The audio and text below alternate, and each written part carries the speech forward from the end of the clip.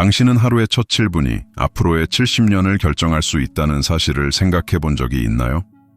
대부분의 사람들은 자동 조종 상태로 아침을 맞이하며 눈을 뜨자마자 자신도 모르게 실패하도록 뇌를 프로그래밍하고 있습니다. 하지만 만약 하루에 단 7분만으로 현실을 다시 쓸 수 있는 과학적으로 입증된 방법이 있다면 믿으시겠어요? 이건 마법이 아니라 신경과학입니다. 오늘 영상에서는 이 간단한 실천이 올바른 시간에 이루어졌을 때 어떻게 당신의 건강, 마음, 인간관계, 그리고 심지어 운명까지 완전히 바꿀 수 있는지를 보여드릴 겁니다. 영상을 끝까지 시청하세요. 왜냐하면 이걸 보면 아침을 맞이하는 방식이 완전히 달라질 테니까요. 대부분의 사람들이 하루를 어떻게 시작하는지 유심히 본 적 있나요? 알람이 울리고 자동적으로 팔을 뻗어 휴대폰을 집어 듭니다. 몇 초 만에 마음은 이미 알림, 문제, 할 일, 걱정 속에 빠져버리죠. 눈을 겨우 떴을 뿐인데 경계 상태에 들어가게 되는 겁니다.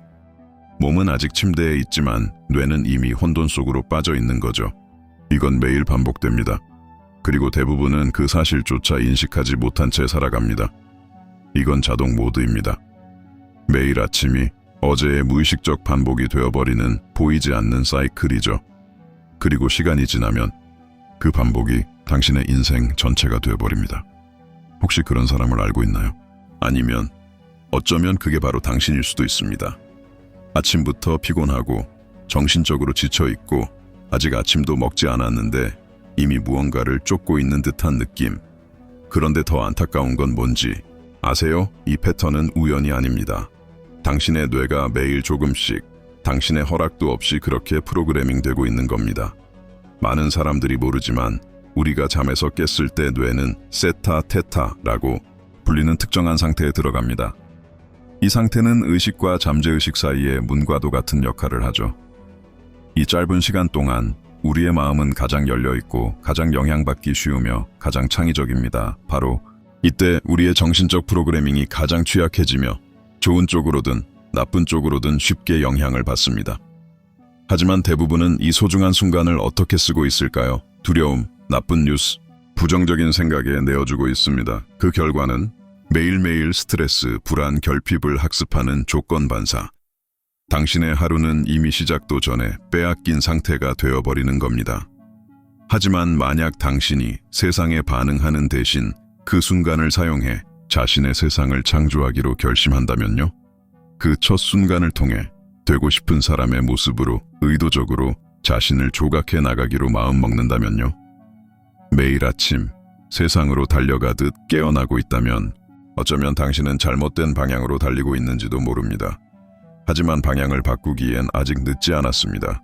이제 상상해보세요. 믿기 어려울 만큼 단순한 아침, 루틴을 단 7분, 그 7분으로 당신의 뇌의 패턴을 다시 쓰고 감정의 주파수를 바꾸며 당신이 되고자 하는 사람과 삶을 다시 정렬할 수 있다면 이 실천은 실험실에서 태어난 것이 아닙니다. 절망과 고통의 순간 모든 것이 무너져 내릴 듯한 시점에서 탄생한 것이었습니다. 유일한 탈출구는 자신 안을 들여다보는 것이었죠. 그 순간부터 누군가는 매일 아침 세상이 아직 잠들어 있는 시간, 그 짧은 몇 분을 이용해 치유를 그려보고 변화를 느끼며 자신이 원하는 삶을 마음속으로 연습하기로 결심했습니다. 조급함 없이, 강요 없이, 오직 의도와 존재감으로. 처음에는 이상하게 느껴졌습니다. 이렇게 작은 것이 정말 변화를 줄 수 있을까? 하지만 몇 주가 지나자 무언가 달라지기 시작했습니다.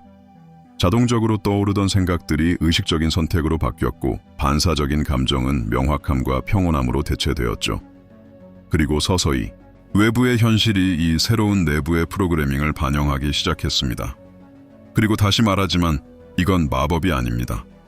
이건 신경과학입니다. 뇌는 가소성을 지닌 기관입니다. 반복적으로 받은 자극에 적응하며 변화합니다. 매일 새로운 패턴을 비록 몇 분이라도 반복한다면 당신은 실제로 자신의 신경계를 재구성하고 있는 겁니다. 만약 당신이 하루 7분을 정말 중요한 것에 집중한다면 그 이후에 24시간 53분을 고치기 위해 애쓸 필요조차 없을지 모릅니다. 리사는 42세였습니다. 겉보기에는 그저 삶을 살아가는 사람처럼 보였지만 내면은 이미 한계에 도달해 있었습니다. 매일 아침 침대에서 일어나는 것부터가 전쟁이었고 자신이 싫어하는 일을 억지로 해내며 괜찮은 척하며 하루를 버티는 삶이었죠. 그녀의 몸은 지쳐 있었고 스스로 건강하다고 느끼는 체중보다 27kg이 더 나갔습니다. 하지만 가장 무거운 짐은 감정이었습니다. 그녀는 하루를 버티기 위해 5가지 약을 복용하고 있었죠. 한구울제, 항불안제, 수면제. 각 약은 무너져가는 마음을 위한 일시적인 피난처일 뿐이었습니다. 리사는 생존 모드로 살고 있었습니다. 잠도 제대로 못 자고 아침에 일어나면 더 피곤했죠. 매일 반복되는 악몽 속에서 깨어나는 기분이었습니다. 하루를 시작하는 첫 생각은 늘 부정적이었죠. 또 하루가 시작됐네. 더는 못하겠다. 이건 절대 안 변할 거야. 그 생각들이 반복되면 몸은 곧장 반응했습니다. 빠른 심장 박동, 어깨에 가해지는 긴장, 짧은 호흡, 해가 뜨기도 전에 스트레스가 시작된 겁니다. 그리고 그 상태가 그녀의 일상이 되었죠. 반복이 루틴이 되고 루틴은 정체성이 되었습니다. 리사는 더 이상 변화란 가능하지 않다고 믿고 있었습니다. 이미 모든 걸 시도해봤기 때문이죠. 심리상담, 다이어트, 자기계발서, 명상 캠프. 하지만 그 어떤 것도 몇 주 이상 지속되지 못했습니다. 왜냐하면 그 모든 것들은 그녀가 더 이상 갖고 있지 않은 의지력에 의존하고 있었기 때문입니다. 그녀는 완전히 소진된 상태였습니다. 그러던 어느 날 7분 실천이라는 것을 듣게 됩니다. 너무 단순해 보여서 그냥 넘길 뻔했죠. 하지만 그날 그녀의 마음속에 자꾸 맴도는 문장이 하나 있었습니다. 문제는 세상이 아니야. 세상을 바라보는 너의 내면 상태야. 그녀는 생각했죠. 만약 그게 사실이라면, 내가 내 변화의 출발점이 될 수 있다면, 그렇게 아무에게도 말하지 않고 조용히 실천해보기로 마음먹었습니다. 다음 날 아침, 휴대폰을 만지기 전, 오늘 하루 마주해야 할 것들을 떠올리기 전 그녀는 그냥 앉았습니다. 숨을 깊게 들이쉬고 마음을 가슴으로 향하게 했죠. 그리고 단 7분 동안, 오직 7분 평화를 느낀다면 어떨까를 상상해 보았습니다. 완벽한 시각화는 아니었지만 그 시간만큼은 온전히 그녀만의 것이었습니다. 아픈 리사도, 스트레스 받은 리사도 아닌 그저 아직 희망이 존재함을 기억해 보려는 한 여성이었죠. 처음 며칠은 아무 소용 없는 것처럼 느껴졌습니다. 하지만 그녀는 멈추지 않았습니다. 피곤해도 눈물이 나도 계속했습니다. 그리고 서서히 무언가 달라지기 시작했습니다. 혼란 속에서도 맑은 순간들이 찾아왔고 자신의 생각이 하루의 분위기를 어떻게 만들고 있는지를 인식하기 시작했습니다. 자신의 반응에 대해 조금 더 의식적으로 대응할 수 있게 되었죠. 그리고 나타난 첫 번째 외적 변화, 에너지 넘치는 아침. 그 다음엔 회사 회의에서 당당하게 자신의 의견을 말한 순간, 주말에는 의무감이 아닌 즐거움으로 걷게 된 가벼운 산책. 전 6개월 후 리사는 5가지 약 중 3가지를 끊게 되었습니다. 그녀의 몸은 27kg을 감량했고 일자리도 바꾸었습니다. 하지만 무엇보다도 수년간 불가능하다고 느껴졌던 것을 되찾았습니다. 살아있다는 진짜 기쁨, 이건 단번에 일어난 혁명이 아니었습니다. 보이지 않는 변화의 축적이었습니다. 매일매일 그 7분 동안 쌓아올린 조용한 재건이었습니다. 그녀는 세상이 변하길 기다리지 않았습니다. 그녀는 자신의 내면 세계를 바꾸었고 외부 세계는 그저 그 변화에 따라왔을 뿐입니다. 만약 당신이 지금껏 문제였던 건 세상이 아니라는 걸 알게 된다면 당신은 무엇을 하시겠어요? 사실 대부분의 사람들은 늘 뭔가가 변하길 기다리며 살아갑니다. 배우자가 달라지길, 상사가 인정을 해주길, 돈이 생기길, 몸이 말을 듣길, 정부가 뭔가를 해결해주길. 이런 기대 속에서 수년을 보냅니다. 세상이 나아져야 내 인생도 나아질 거야. 하지만 이건 함정입니다. 왜냐하면 당신이 자신의 힘을 외부에 넘겨주는 순간 당신은 그 외부의 포로가 되기 때문이죠. 그리고 세상은 결코 자발적으로 당신이 원하는 삶을 선물해주지 않습니다. 세상은 그저 당신의 내면을 반영할 뿐입니다. 여기서 개인적 변화의 과학이 등장합니다. 바로 신경가소성 뉴로플라스티시티입니다. 우리의 뇌는 끊임없이 변화합니다. 배우고 적응하고 새로운 신경 경로를 만듭니다. 하지만 이것은 자극이 있을 때만 가능하죠. 당신이 반복하는 생각, 자주 느끼는 감정, 지속적으로 유지하는 의도, 이 모든 것이 당신의 뇌 구조를 형성합니다. 여기에는 아주 단순하지만 강력한 원리가 있습니다. 함께 활성화되는 뉴런은 함께 연결된다. 즉, 어떤 생각을 반복할수록 그 생각을 다시 떠올리기가 점점 더 쉬워집니다. 마치 숲속에 길을 내는 것과 같죠. 처음엔 잡초투성이지만 반복해서 지나가면 그 길은 점점 다져지고 결국에는 자동적인 패턴이 되어버립니다. 그래서 두려움 속에 사는 사람은 더 많은 두려움을 끌어당기고 불평 속에 사는 사람은 문제만 눈에 들어오며 결핍에 집중하는 사람은 주변의 모든 기회를 놓치게 됩니다. 현실이 당신을 방해해서가 아니라 당신의 뇌가 이미 익숙한 것만 보게 프로그래밍 되어 있기 때문이죠. 여기서 중요한 시스템이 등장합니다. 바로 Reticular Activating System, 즉 망상활성계. 이건 뇌 속에 있는 필터입니다. 우리가 외부 세계에서 무엇을 인식할지를 결정하죠. 일종의 선택적 레이더입니다. 예를 들어 새 차를 샀을 때 갑자기 그 차가 여기저기서 자주 보인 적이 있지 않나요? 그 차가 갑자기 유행한 게 아니라 당신의 뇌가 이제 그것을 중요하다고 판단했기 때문입니다. 그리고 뇌는 중요하다고 판단한 것은 당신에게 계속 보여줍니다. 당신의 뇌는 세상을 있는 그대로 보여주지 않습니다. 당신이 보도록 프로그래밍된 방식대로만 보여줍니다. 즉, 당신이 하루를 감사, 가능성, 명확성에 집중하며 시작한다면 당신의 뇌는 그런 것들을 더 많이 찾기 시작할 것입니다. 당신이 원하는 미래를 이미 느끼는 상태로 아침을 시작한다면 뇌는 그 현실을 확인시켜줄 기회를 찾기 시작합니다. 이건 과학입니다. 의식을 적용한 생물학입니다. 당신의 뇌는 무엇이 진실인지 모릅니다. 단지 당신이 무엇을 반복하는지만 인식합니다. 이제 이 7분이 지닌 힘을 이해한 지금 가장 중요한 단계가 찾아왔습니다. 실제로 이 7분을 실천하는 방법입니다. 특별한 장소도, 명상 음악도, 신비한 의식도 필요 없습니다. 단 하나, 당신 자신과의 진짜 약속만 있으면 됩니다. 이 루틴은 2부까지 단순한 단계로 이루어져 있습니다. 그리고 가장 아름다운 점은 시간이 지나면 이건 더 이상 기술이 아니라 당신의 일부가 된다는 사실입니다. 첫 번째 단계, 조용한 장소를 찾으세요. 방해받지 않을 수 있는 공간이면 어디든 좋습니다. 당신의 방 한 구석, 의자 혹은 그냥 바닥도 괜찮습니다. 중요한 건 이 장소가 존재의 상징이 되는 것입니다. 단 몇 분이라도 세상의 것이 아닌 당신 안의 세계에 속하는 공간이 되는 것이죠. 두 번째 단계, 등은 곧게 수도에 긴장 없이 편안하게 앉으세요. 몸에 힘을 주거나 뻣뻣하게 앉는 것이 아닙니다. 척추를 정렬된 상태로 유지하면 뇌에 명확한 신호를 보냅니다. 이건 중요한 순간이야. 몸 전체가 새로운 패턴을 받아들일 준비를 하게 되죠. 눕지도 말고 축 늘어지지도 마세요. 존재감 있게 깨어있고 집중된 자세가 핵심입니다. 세 번째 단계, 눈을 감고 깊게 호흡하세요. 코로 천천히 5가지 세며 들이쉬고 2을 세며 숨을 멈췄다가 입으로 7가지 세며 길게 내쉽니다. 이 호흡을 3번 반복하세요. 이러한 호흡 패턴은 부교감 신경계를 활성화시켜 몸을 전투도피 모드에서 이완 모드로 전환시킵니다. 신체의 라이세스 버튼을 누르는 것과 같습니다. 동시에 정신을 혼란에서 벗어나 지금 이 순간에 접속하게 해줍니다. 네, 번째 단계, 주의를 가슴 중앙으로 가져가세요.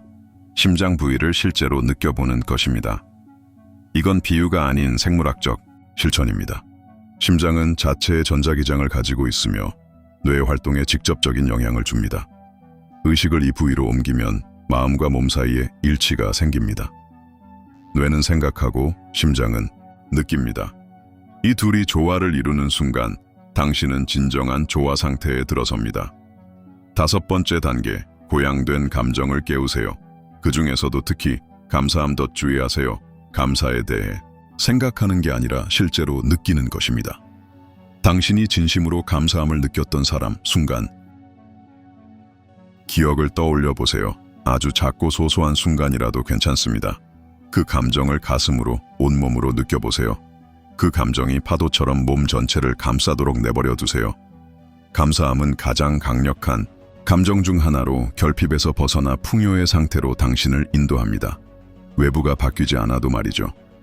6번째 단계, 당신이 창조하고 싶은 삶을 시각화하세요. 하지만 단순히 원하는 입장이 아니라 이미 그 삶을 살고 있는 사람처럼 시각화하세요. 그 장면의 세부 요소들, 색감, 느낌을 상상해 보세요. 그 상황 속에 당신을 떠올려 보세요. 당신은 어떻게 깨어나고, 어떻게 움직이며, 어떤 말투로 말하고, 어떤 감정을 느끼고 있나요? 뇌는 현실과 감정을 담은 생생한 상상을 구별하지 못합니다. 이걸 매일 반복할수록 그 새로운 정체성을 위한 신경회로가 점점 더 강해집니다. 7번째 단계, 내려놓으세요. 통제하려 하지 마세요. 당신은 이미 느꼈고 시각화했고 그 상태를 앵커로 잡았습니다. 이제는 신뢰할 시간입니다. 그것이 우주든 신이든 양자장의 지성체든 이름은 중요하지 않습니다. 당신의 내면의 진동수가 변하면 외부 현실 또한 반응하게 됩니다. 어떻게 이루어질지는 인생에게 맡기세요. 당신의 역할은 단 하나, 이미 원하는 삶을 살고 있는 그 사람이 되는 것. 이것이 바로 7단계 실천법입니다. 너무 단순해 보일 수도 있죠. 하지만 바로 이 단순함이 깊이로 들어갈 수 있게 만들어줍니다. 지금 모든 것을 이해할 필요는 없습니다. 그저 시작하면 됩니다. 복잡하게 생각하지 마세요. 그냥 시작하세요. 의식 같지 않은 이 간단한 루틴이 당신 인생의 지각 변동을 일으킬 수 있습니다. 이제 이 과정에서 가장 도전적인 순간 중 하나가 찾아옵니다. 바로 저항입니다. 그리고 이 저항은 반드시 찾아옵니다. 처음 며칠은 의욕적으로, 규칙적으로 실천할 수 있습니다. 하지만 갑자기 뭔가가 당신 안에서 방해하기 시작할 겁니다. 오늘은 건너뛸까? 하는 생각이 들고 이거 시간 낭비 아닌가? 하는 회의감이 들며 중요한 메시지에 답장해야 해 라는 핑계가 떠오르고 하품이 나고 몸이 근질거리고 집중이 흐트러지기도 합니다. 이 모든 건 자연스러운 현상입니다. 이건 이전의 당신, 익숙한 패턴 속에 살던 자아, 그 자아가 생존하려는 몸부림입니다. 인간의 뇌는 행복을 추구하지 않습니다. 뇌는 오직 익숙함을 추구합니다. 그리고 설령 그 익숙한 상태가 당신을 아프게 만들더라도 그건 이미 뇌에게 효율적이고 자동적인 시스템입니다. 변화는 뇌에게 노력입니다. 당신이 이 7분 실천을 시작하면 이는 곧 뇌에게 말하는 것과 같습니다. 나는 더 이상 자동 반응 속에 사는 사람이 아니야. 이 선언이 내부의 갈등을 일으키는 거죠. 그래서 마음은 당신을 다시 끌어내리려 합니다. 의심을 던집니다. 이게 진짜 효과 있긴 해? 아무 느낌도 안 드는데? 그냥 시간 낭비야. 핑계를 만들어내고 산만하게 만들고 방해 요소를 찾아냅니다. 이 모든 것이 바로 저항입니다.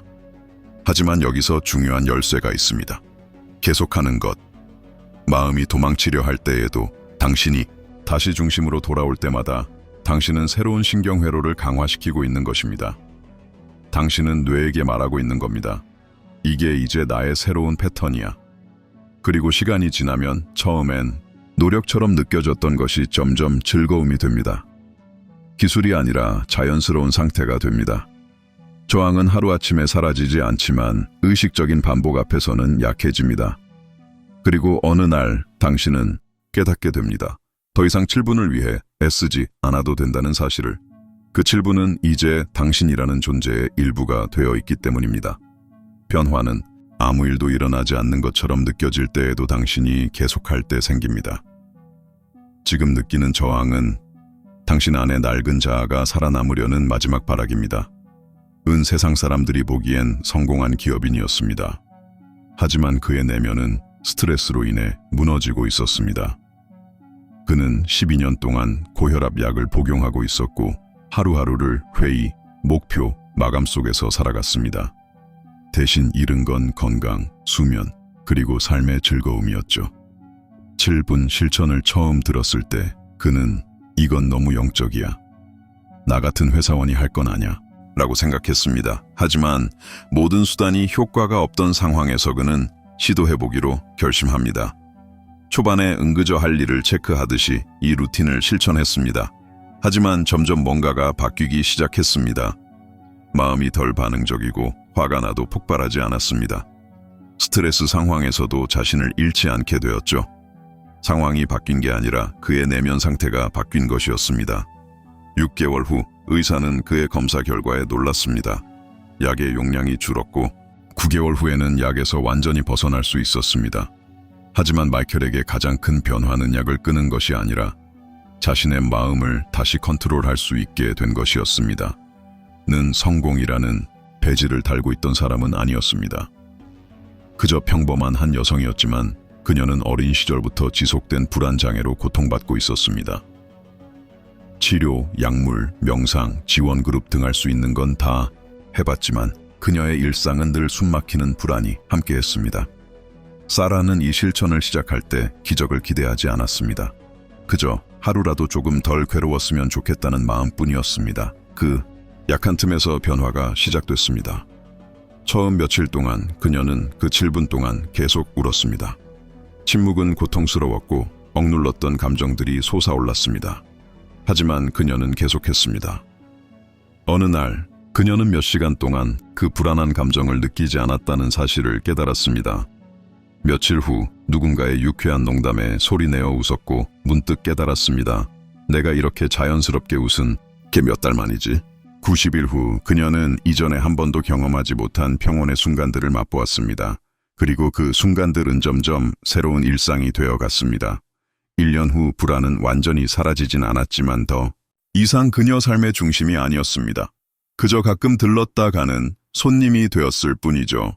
그리고 이제 로버티의 이야기입니다. 그는 8년 동안 같은 직위, 같은 회사, 같은 좌절 속에서 일해왔습니다. 자신, 안에 잠재력이 있다는 건 알고 있었지만 아무 일도 일어나지 않았죠.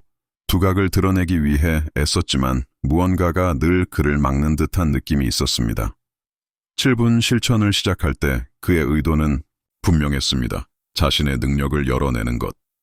그는 매일 아침 이미 인정받고 리더로서 존중받고 가치를 느끼는 자신의 모습을 시각화했습니다.